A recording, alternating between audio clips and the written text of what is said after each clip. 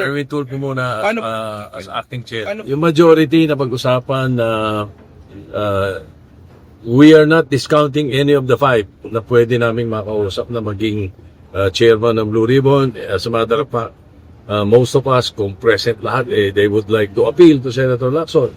You know?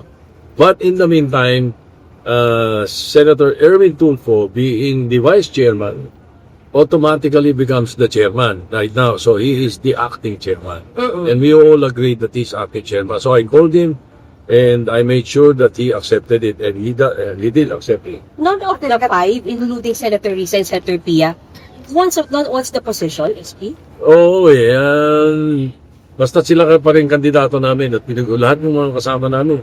Any of the five. Pero yung binanggit po ninyong lima, sir, lahat sila ayaw. At the moment, ayaw.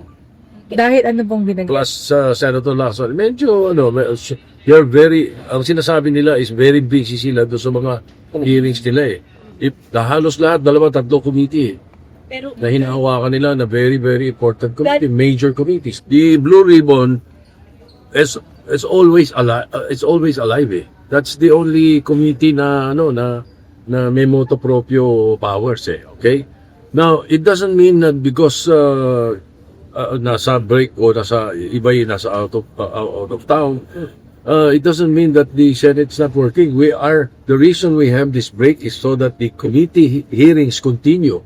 There will be continuous hearings of the different committees and even most especially the Committee on Finance.